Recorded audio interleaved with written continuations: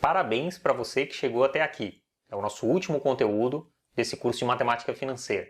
A gente já falou sobre juros simples e juros compostos, falamos sobre relações de equivalência, nos aprofundamos sobre o assunto de taxa de juros, a gente falou sobre a taxa de mínima atratividade, falamos sobre o custo efetivo total, que é bem importante no financiamento, falamos sobre inflação.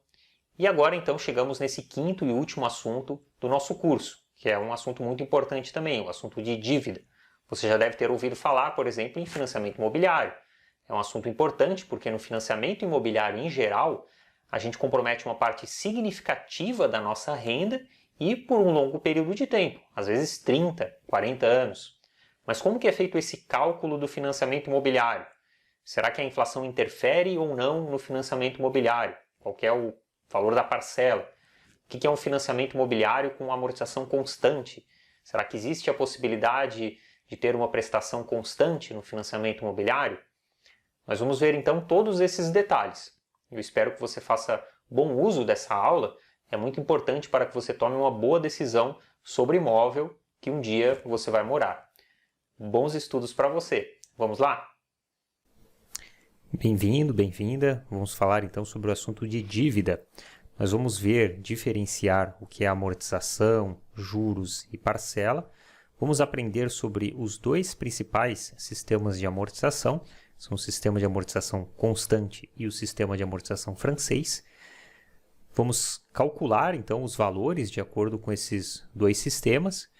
Vamos verificar também como fazer a correção monetária dentro desses sistemas, ou seja, colocar aqui uma inflação, por exemplo, uma expectativa de inflação. E vamos trabalhar principalmente na planilha eletrônica e aprender aí a utilizar algumas fórmulas que a gente já viu, mas dentro desse conceito de dívidas. Em um empréstimo ou financiamento, o devedor ele é sempre responsável pelo pagamento de uma parcela. A gente já veio falando sobre esse assunto até aqui. Quando nós vimos uma série de pagamentos uniforme, nós trabalhamos alguns exemplos onde nós tínhamos uma pessoa que, por exemplo, tomou R$1.000, R$5.000 emprestado e ia pagar em 5 vezes, em 10 vezes, sempre o mesmo valor de parcela. Então, isso é uma série de pagamentos uniforme. Mas dentro de cada parcela existe um componente de juros e um componente de amortização. Juros nada mais é do que o preço do dinheiro. Então, se eu tomo o dinheiro emprestado, eu preciso pagar uma remuneração por esse dinheiro que eu tomei emprestado, certo? Mas eu também preciso devolver o dinheiro, que é a amortização. Então, eu vou abater essa dívida e dentro de cada parcela tem esses dois componentes. Esses sistemas de financiamento, o sistema de amortização constante ou francês, nada mais são do que formas diferentes de calcular dentro de uma parcela o que é juros e o que é amortização, ou seja, a forma como é feito esse abatimento da dívida. Então, o sistema de amortização francês, que também é chamado de price, ele tem prestações constantes. Então, é aquilo que a gente já tinha visto até aqui quando a gente viu uma série de pagamentos uniforme, por exemplo, ou seja, são prestações constantes. Isso é bastante utilizado no comércio de forma geral, para não trazer confusão ou dificuldade para quem está fazendo, por exemplo, uma compra de um equipamento eletrônico em 10 vezes, em 5 vezes. Quer dizer, a pessoa quando faz a compra, ela sabe qual que vai ser a prestação lá, a parcela, e vai ser sempre a mesma coisa. Tá? Então, são as prestações constantes. Existe também o sistema de amortização constante. Tá? Então, nesse sistema, a prestação ela vai mudando, mas a amortização é sempre igual. E aí a gente vai ver em mais detalhes logo adiante como que é feito o cálculo aí, quais são as diferenças entre esses sistemas. No sistema de amortização francês, nós temos prestações constantes. Então, é aquela série uniforme que nós temos visto até aqui, ou seja, aquele A ou então série de pagamentos, PGTO. Nós vimos lá a função na planilha eletrônica. Tá? Então, aqui no sistema francês, eu vou ter aquela situação de prestações que são sempre iguais, é o mais comum de ser utilizado no comércio. Para anotação na fórmula, naqueles valores tabelados, eu coloquei aqui um Pzinho, que nada mais é do que esse A ou o PGTO. tá? Só para diferenciar aqui a série de pagamentos do que é uma prestação, tá? Mas é a mesma coisa. Então aqui eu quero encontrar uma série de pagamentos uniforme. Eu também posso procurar encontrar um saldo devedor. Vamos ver esse exemplo. Montar uma planilha financeira para um financiamento de 300 mil, considerando um prazo de 240 meses, que são 20 anos, e uma taxa 7, né? Então aquela taxa que já tem todos os custos aqui embutidos, de 9,75% ao mês. Aqui eu tenho o primeiro ponto, que é um financiamento com prestações mensais, e a taxa está ao ano. Então eu tenho que fazer aqui uma equivalência de taxas para encontrar qual seria a taxa ao mês dessa operação. Então eu converteria aquela taxa que está ao ano em taxa ao mês, eu encontraria aqui uma taxa de 0,78% ao mês, e aí eu poderia passar e calcular os juros dessa operação.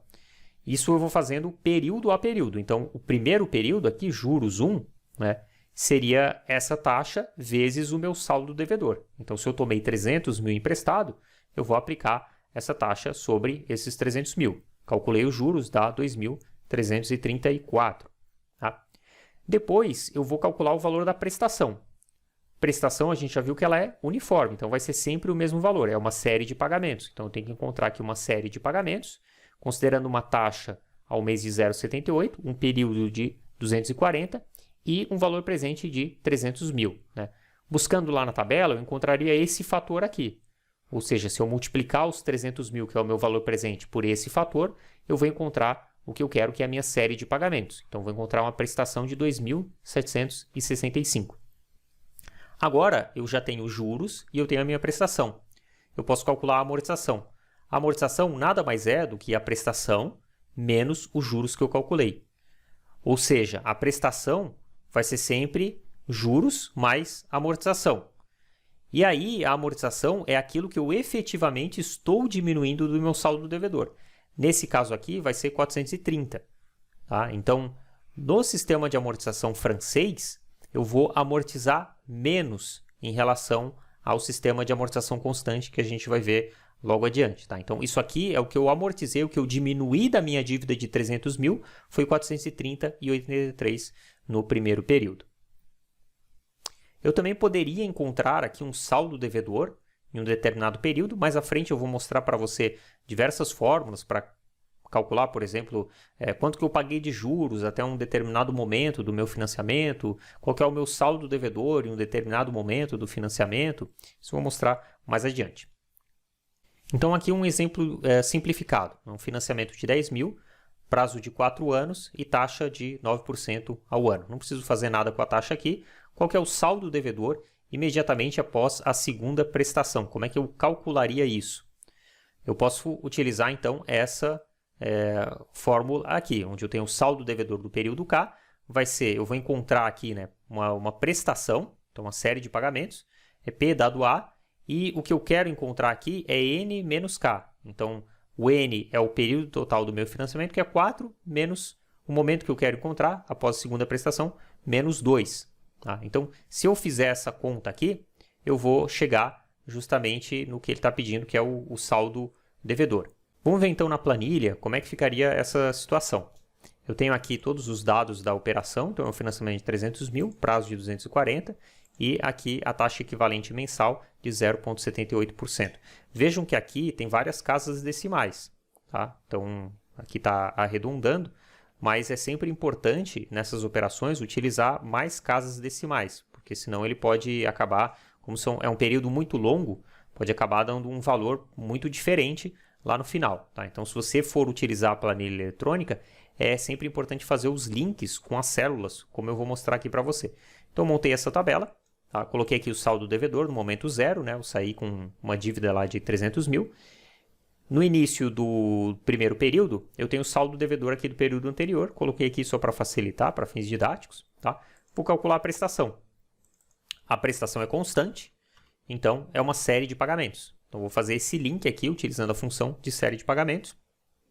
Vejo que utilizando o F4, eu coloquei esse cifrão na frente da designação da célula, então a célula I9, porque assim eu consigo travar a célula. Então, eu coloquei um cifrão na frente do I, que é a coluna, e na frente do 9, que é a linha, tá? Então, eu coloquei assim, e aí, se eu for copiar essa célula aqui para outro lugar, ele vai sempre puxar aqui as referências do mesmo lugar, certo? Multipliquei aqui por -1, só para manter um valor positivo, tá? Para deixar a tabela visualmente mais bonita.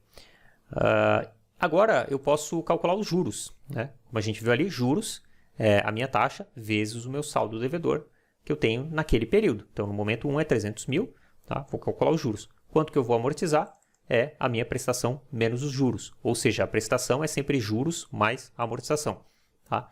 Então, aqui, como eu já calculei a prestação e já calculei os juros, eu consigo calcular a amortização diminuindo um do outro.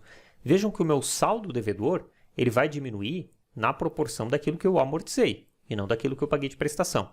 Tá? Então, o meu saldo devedor aqui diminuiu para 299,569. Depois que eu fiz essa primeira linha com todos os links aqui nas células, eu posso simplesmente vir aqui com o mouse, ó, quando aparecer esse sinal de cruz, clicar com o botão esquerdo e arrastar para baixo. Tá? Eu já fiz isso, mas vou mostrar aqui para você. São 240 meses. Ó. Eu arrastei para baixo, ele vai copiar todas as células.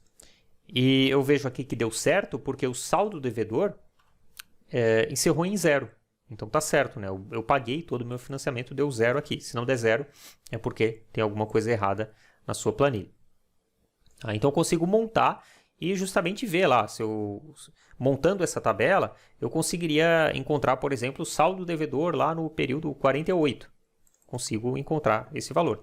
Eu posso utilizar uma fórmula para encontrar esse número também, como a gente acabou de ver, mas montando a tabela aqui fica fácil, eu consigo encontrar qualquer valor a qualquer momento do meu sistema aqui de financiamento.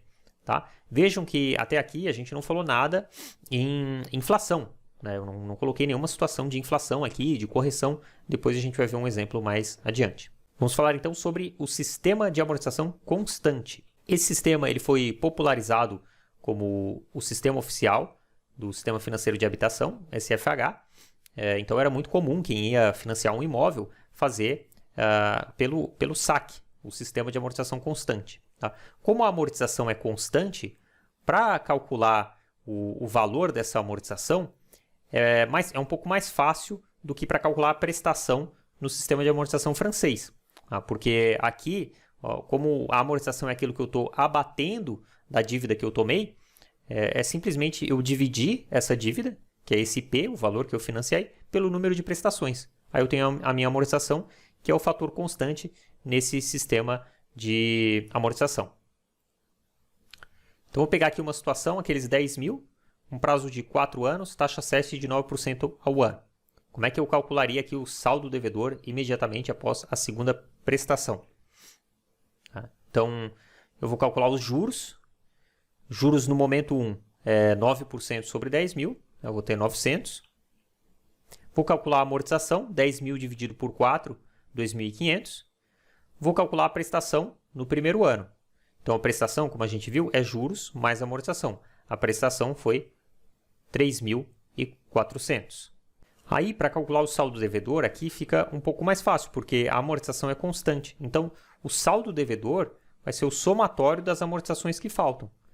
Então, se faltam 2 amortizações e a minha amortização é 2.500, o meu saldo devedor vai ser 5.000.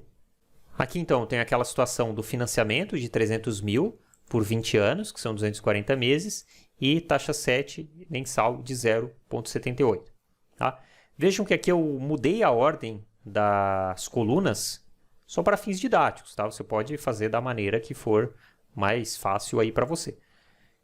Eu tenho saldo devedor do momento anterior, e agora eu estou calculando a amortização. Como a gente viu, é só eu dividir o valor do financiamento pelo prazo que eu tenho. Vou encontrar uma amortização constante de 1.250. Vou calcular os juros da mesma forma que eu fiz no sistema de amortização francês, ou seja, é a taxa vezes o meu saldo devedor, e com isso eu encontro a prestação, que é a amortização mais juros. Então, a prestação aqui é de 3.584. Vejam que a prestação, diferente do SAF ou do Price, né, é que ela começa maior e ela vai diminuindo. lá no price, né, a prestação ela é constante, 2.765. Vejam que é o mesmo financiamento, né? Então aqui eu começo numa prestação mais baixa. No saque, eu começo numa prestação mais alta. Mas vejam que eu amortizo mais, né? Então meu saldo devedor vai diminuindo mais rápido. Ó. Aqui o saldo devedor diminui de forma menor, né? Eu vou amortizando menos. Então lá na frente, eu vou estar pagando prestações menores no saque. Eu vou chegar a prestações de 1.259, enquanto no price eu vou estar sempre pagando a mesma prestação de 2.765. E aí vem aquela dúvida, né? Bom, mas qual desses dois que é o melhor? É importante destacar que os dois sistemas, tanto o francês como o constante, eles são equivalentes para uma dada taxa de juros em determinado período. Tá? Então, do ponto de vista da matemática financeira, eu não posso afirmar que um é melhor do que o outro. Geralmente, a conta que se faz, tá, é essa aqui. Deixa eu mostrar para vocês.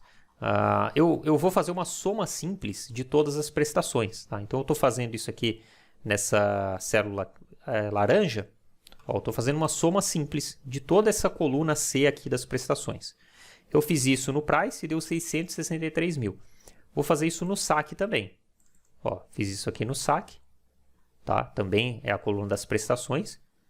Vai dar menos, vai dar 581 mil. Tá? Vejam que aqui é as mesmas condições do financiamento. Tá? Então é o mesmo valor, a mesma taxa, o mesmo período. Estou comparando nas mesmas bases aqui. Então aqui no sistema de amortização francês, se eu fizer essa soma simples, parece que eu estou pagando mais. Né? Estou pagando prestações aí que vão dar 663 mil se eu fizer essa soma. No entanto, essa conta ela é incorreta, porque eu não posso somar valores que estão em períodos diferentes no tempo, como a gente tem destacado tanto aqui no curso. Né? O valor, o dinheiro, ele tem um valor diferente no tempo. Então, essa é uma conta que, do ponto de vista da matemática financeira, é incorreta. Tá? Eu não posso dizer que no francês eu estou pagando mais porque eu fiz essa somatória simples das prestações. Tá? Na prática, se eu descontar todos esses valores, ou seja, se eu trouxer eles para o mesmo momento no tempo, eles tendem a ser equivalentes. Tá? Só que na prática, não é isso que acontece. Geralmente, há um sistema que é o preferido. Tá? Por quê? Como a gente viu, no saque, as prestações elas começam em valores maiores. Tá? Então, geralmente, esse aqui é o principal componente de decisão para quem está fazendo um financiamento imobiliário, por exemplo. A instituição financeira ela não financia o valor integral do imóvel. Esse é um primeiro ponto. O segundo ponto é que ela só vai financiar de forma a comprometer uma determinada parcela da sua renda. Então, você vai ter que comprovar a sua renda. Então, se a sua renda, por exemplo, for de 10 mil, você não vai poder ter um financiamento imobiliário com uma parcela de 5 mil. Geralmente, a instituição financeira trabalha com 30%. Ela não vai permitir, ela não vai te conceder um financiamento que vai ter uma parcela maior do que 30% da sua renda. E aí vem a primeira vantagem do sistema de amortização francês. Quer dizer, ele começa com uma prestação menor. E isso faz com que muitas pessoas optem pelo sistema de amortização francês. Tá? Mas como a gente viu, depois de um certo número de prestações, o valor de prestação do saque ele vai ser menor do que o do sistema de amortização francês. Tá? Então, quem faz o saque, chega lá no futuro, lá na frente, passou lá da metade do financiamento, já está pagando prestações bem menores. E quem fez no SAF ainda está pagando lá a mesma prestação. Né? Então, o saldo devedor ele vai decrescer, ele vai diminuir mais devagar no sistema de amortização francês. Tá? Um outro ponto é que o sistema de amortização francês ele tende a ser mais fácil para planejamento. Então, como a prestação vai ser sempre constante, eu consigo me programar de forma mais, com mais previsibilidade. Tá? Embora no saque, como a gente viu, a prestação vai diminuindo. Então, de certa forma, se eu sei que eu vou conseguir lá pagar uma prestação de 3.500, se a prestação vai diminuindo, eu vou pagando menos. Né? Isso vai me dar um certo alívio aí no bolso. Quando eu tenho reajuste por um índice de inflação, o sistema que amortizar mais no início, o saque, aí ele gera um menor valor pago. Tá? Então, aí nesse caso, com correção por inflação, quanto mais eu amortizo no começo, menor vai ser o meu saldo devedor e menor vai ser a correção que eu vou sofrer, porque a correção ela incide sobre o saldo devedor que eu tenho. Tá? Então, são alguns pontos importantes aí que a gente vê em relação ao SAF e o saque. Uma outra situação importante aqui é a situação de carência. Então, eu posso ter carência nesses sistemas de amortização.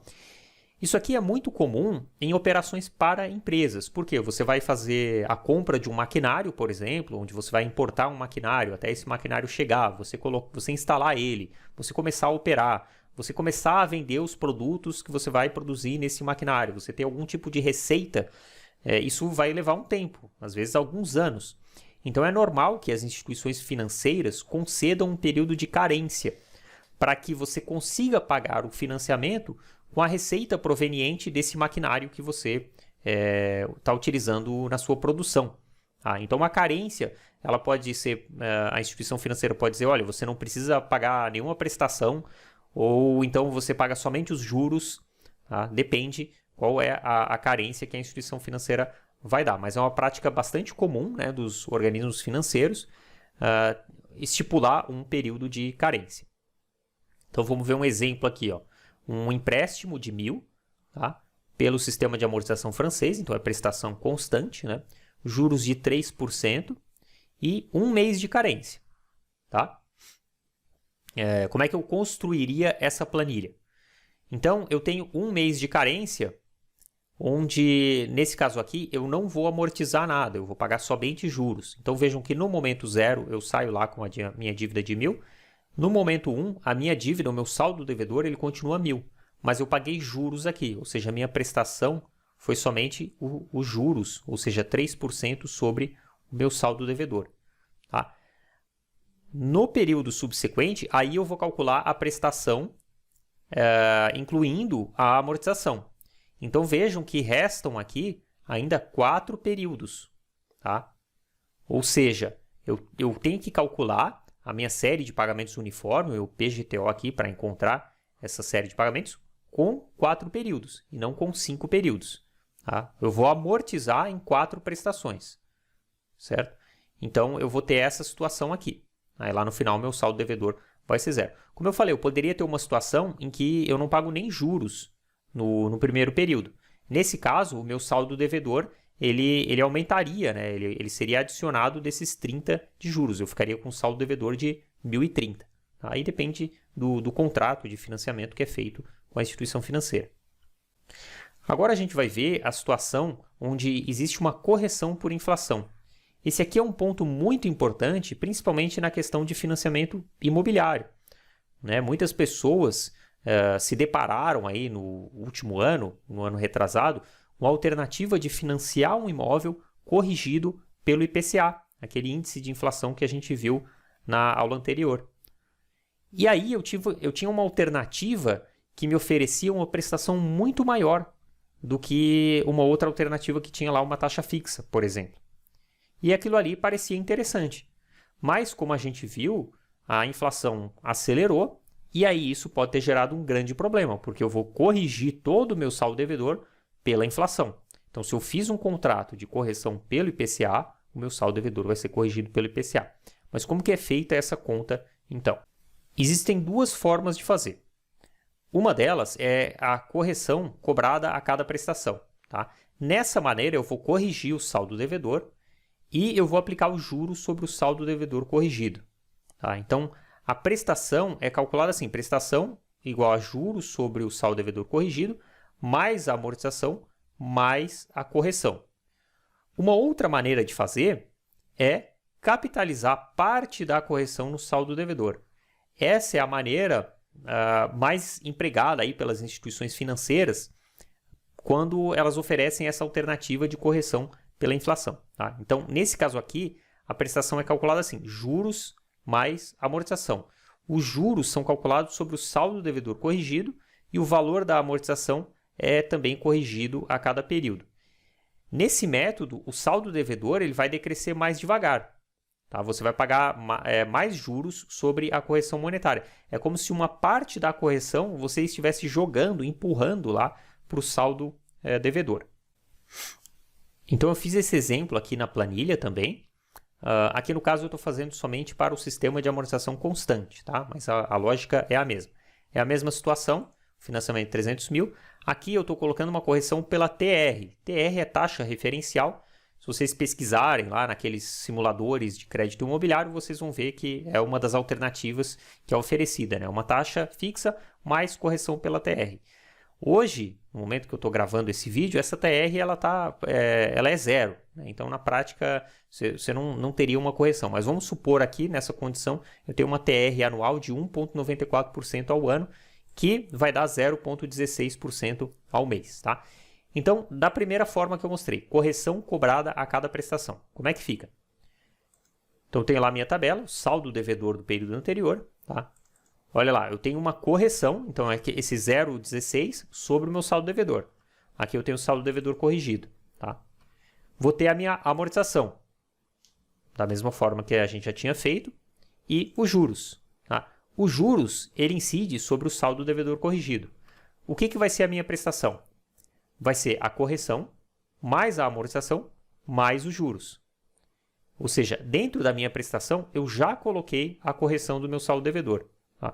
Por isso aqui, o meu saldo devedor, ele vai diminuindo da mesma forma como se não tivesse a correção. Quer dizer, ele diminuiu aqui da mesma forma que eu tinha feito lá naquele exemplo do saque. Ó. Ele está em 298.750. Por quê? Porque eu já paguei a correção. Minha prestação ela ficou bem maior. Ó. Ela passou para 4.068. Quando eu tinha uma prestação lá de 3.584. Estão percebendo? E então eu vou fazendo isso sucessivamente. Tá? Qual que é a outra forma então? A outra forma é a capitalização de parte da correção no saldo devedor. Tá? Capitalização de parte da correção no saldo devedor. Como é que funciona isso? Até aqui tudo igual. Faço a correção do saldo devedor corrigido, amortização e eu faço uma amortização corrigida também. Tá? Ou seja, eu vou multiplicar essa minha amortização pela minha taxa de correção aqui, que é a TR, certo? E eu vou sempre corrigindo, ó, eu vou corrigindo essa amortização. Vejam que aqui, então, a fórmula que eu usei, ela muda, tá? A partir do período 2. Ó. Ela muda aqui, porque eu estou sempre corrigindo a minha amortização pela TR. Então, é sempre sobre o valor anterior. Tá? Isso aqui é a amortização corrigida. Calculo os juros sobre o saldo devedor corrigido. Agora, como é que fica a minha prestação? Ó? Minha prestação vai ser a amortização corrigida menos os juros. Desculpa, mais os juros. Tá? Então, a amortização corrigida mais os juros. Vejam que eu não estou adicionando aqui a minha correção.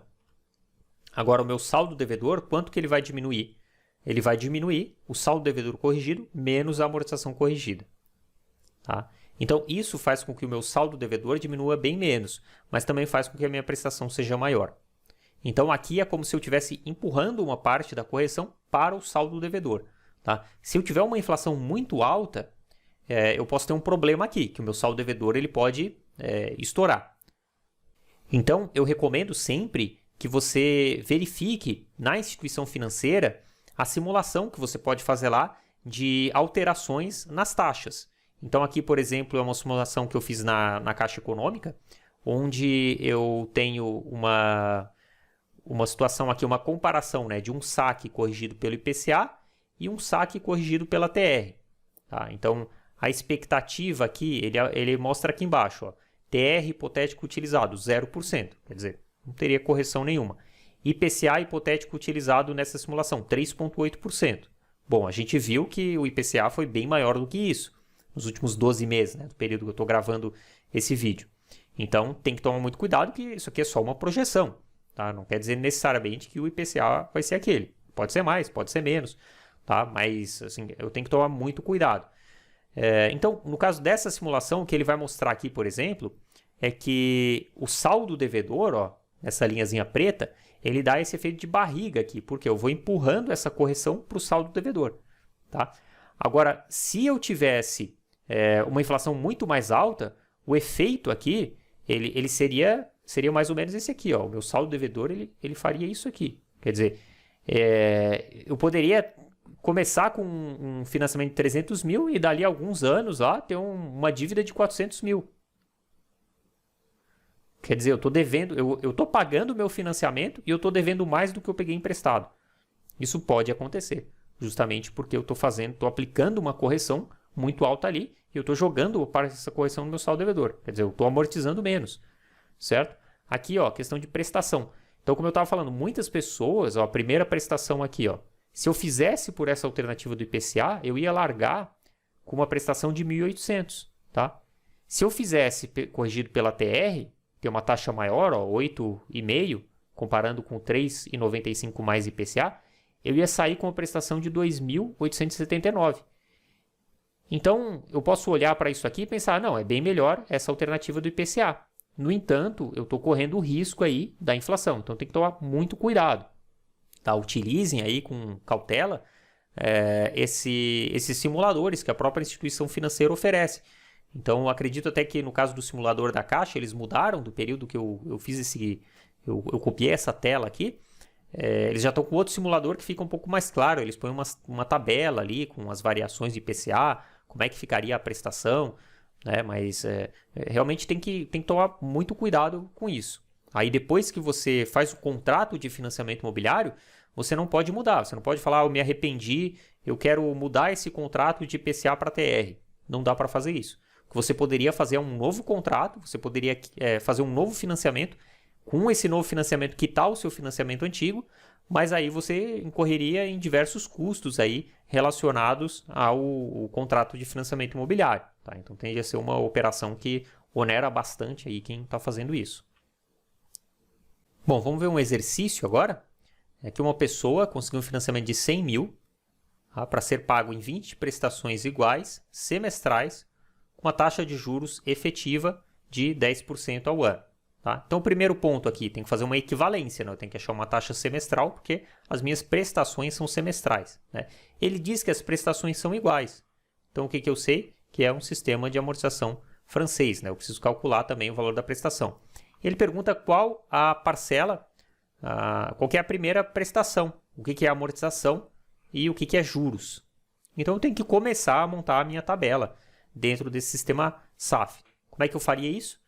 Primeiro, vou fazer a equivalência de taxas, vou encontrar lá que aquela taxa é equivalente a 4,88% ao semestre. Vou calcular a prestação, eu sei que a SAF é prestação constante, né? Então eu quero encontrar uma prestação para aquele valor de financiamento de 100 mil, né? Então eu quero encontrar aqui um A, dado um P de 100 mil, uma taxa de juros de 4,88 e 20 anos. Então, a minha série de pagamentos aqui, o PGTO, vai ser 7.942. Tá? Vou calcular os juros da primeira prestação. O que é os juros? É 100 mil vezes a minha taxa de juros que eu acabei de calcular aqui em cima. Então, os juros vai ser 4.880. E eu posso calcular a amortização da primeira prestação. Né? Aqui eu tenho a prestação, aqui eu tenho os juros, tá? E a amortização é um menos o outro. Então, vai dar aqui 3.062. Então, a primeira parcela é 7.942, sendo que 4.880 é juros, 3.062 é de amortização. Vamos ver um outro exercício. Uma empresa brasileira fez um empréstimo equivalente a 2 milhões em um banco alemão. Quais são as condições? Juros de 2,8% ao trimestre e 5 prestações anuais pelo saque na moeda alemã. Então, aqui eu tenho um fator adicional que é a conversão de moeda. Tá? Então, eu vou ter aqui a valorização da moeda alemã, referente à nossa moeda. Nos próximos anos, ela está sendo estimada em 16%, 12%, 4%, menos 10% e 15%. Tá? Qual que seria o valor das prestações pagas? Então, eu tenho aqui um sistema saque, né? Eu vou ter amortizações constantes, mas eu tenho essa correção que eu devo fazer de acordo com essa variação da moeda. Como é que ficaria, então? Primeiro, eu tenho que fazer uma equivalência de taxas, porque eu preciso encontrar uma taxa anual, né? Deixa eu ver aqui. Ele dá a taxa ao trimestre, mas as prestações são anuais, né? Então, encontrei aqui uma taxa de 11,67% ao ano. A amortização é eu pegar os 2 milhões e dividir por 5, então vai dar 400, tá? E agora, eu preciso calcular os juros que são sobre essa amortização, né? Então, eu estou fazendo isso aqui, ó, juros 1 é 11,67 vezes 2 milhões. Tá? Juros 2 é 11,67 vezes, já amortizei aqui 400 mil, né? Então, meu saldo devedor aqui é 1.600. Tá? Então, aqui são os saldos devedores aqui que eu tenho. Tá? O meu saldo devedor ele vai diminuindo. E aqui eu tenho o cálculo desses juros. O que eu preciso fazer agora é fazer uma correção. Tá? Então, na prestação, eu preciso fazer uma correção. O que vai ser a minha prestação? Vai ser a amortização mais os juros, que eu acabei de calcular aqui anteriormente. Tá? Mas eu preciso corrigir esses valores. Porque eu preciso pagar lá na moeda, o marco alemão. Né? Então, eu estou aqui trabalhando em reais e eu preciso pagar essa dívida que está em uma outra moeda. Então, como a gente viu, no primeiro período aqui, houve uma valorização da moeda alemã em 16%. Tá? Então, eu vou ter que pagar mais do que aquilo que eu calculei lá. Então, é 400 mais 233.400, né? Amortização mais juros, vezes 1,16, ou seja, vezes o fator ali daquela correção da moeda. Tá? Então, isso aqui vai dar 734,744. Na segunda prestação, o que eu tenho que fazer? Eu tenho que ir acumulando aqueles fatores de correção. Então, vejam que no primeiro mês, a moeda variou 1,16. No segundo mês, 1,12. Tá? Ou seja, variou 16% e depois 12%. Né? Mas, assim como a gente viu lá no cálculo de inflação acumulada, aqui é a variação cambial acumulada. Então, eu tenho que somar por 1 e depois multiplicar esses valores. Tá? Então, eu tenho aqui a segunda prestação que eu tinha calculado, corrigindo pela variação cambial do primeiro ano, mais a variação cambial do segundo ano. Tá? Mas não é uma soma simples, eu tenho que multiplicar esses fatores aqui. Tá? E assim sucessivamente. Ó. Então, eu tenho aqui a variação do primeiro ano, do segundo, do terceiro.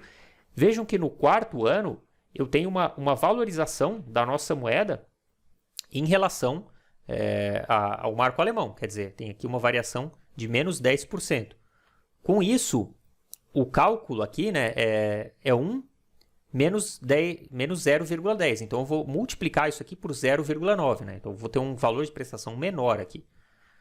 Tá? Justamente porque, no caso, o real teria se apreciado em relação ao marco alemão. E aí, na quinta prestação, eu estou acumulando todas as variações anuais aqui e eu vou chegar nesse valor.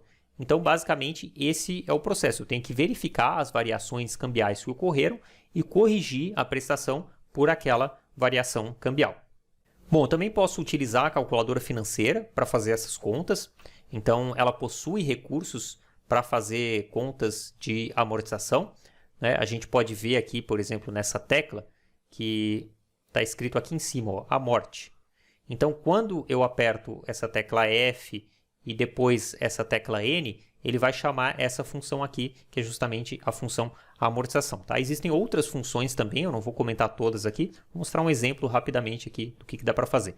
Então, eu quero, por exemplo, calcular o primeiro ano da programação anual de amortização de um financiamento de 300 mil, 240 meses, juros de 0,7783% ao mês. Tá? Como é que o que eu colocaria de input na calculadora? Então, eu vou colocar 300 mil, que é o meu valor presente, PV, 0 é o meu valor futuro, vou colocar a taxa, lembrando que a taxa eu não tiro do percentual quando eu estou utilizando a calculadora financeira, tá? Então é 0,7783, 240 períodos e eu vou perguntar aqui o PMT.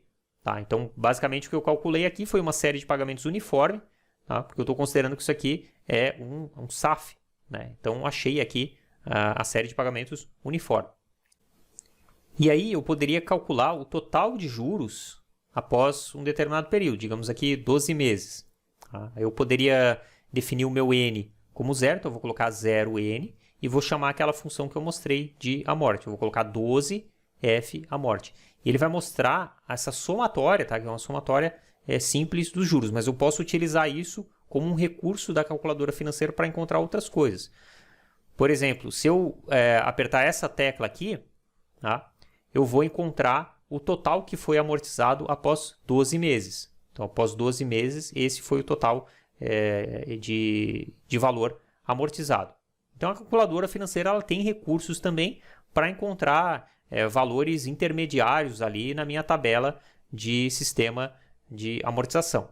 Eu posso colocar também encontrar o saldo do financiamento após 12 meses, aí seria essa tecla aqui, RCL e depois PV, tá? E ela mostraria esse valor aqui no visor. Tá? Então, eu consigo encontrar o saldo do financiamento após um determinado período. Aqui eu deixo então algumas fórmulas para você encontrar esses valores intermediários na tabela de amortização. Então, se você for fazer na planilha eletrônica, provavelmente vai ser mais fácil você montar toda a tabela. Tá? Mas se você quiser, você pode utilizar essas fórmulas. Em concursos, é interessante que você conheça a dinâmica dos sistemas de amortização, porque provavelmente você não vai conseguir montar a sua tabela lá período a período. Então, você precisa ou conhecer a fórmula, ou se é permitido usar uma calculadora financeira ou algum outro tipo de calculadora com mais recursos, você entender como é que funcionam esses recursos, tá? Mas, por exemplo, para um sistema de amortização constante, eu posso calcular o juro após pagar a prestação K, eu posso calcular a soma dos juros, tá? Que é uma soma simples, após liquidar a dívida, eu posso calcular o saldo devedor após pagar uma determinada prestação, e eu posso calcular o valor de uma determinada prestação em algum momento da minha tabela de amortização, tá? No sistema de amortização francês, da mesma forma, eu posso calcular o juro após pagar uma determinada prestação, a soma dos juros após liquidar a dívida, o saldo devedor após pagar uma determinada prestação e também calcular o valor de uma amortização em um determinado momento do meu sistema de amortização.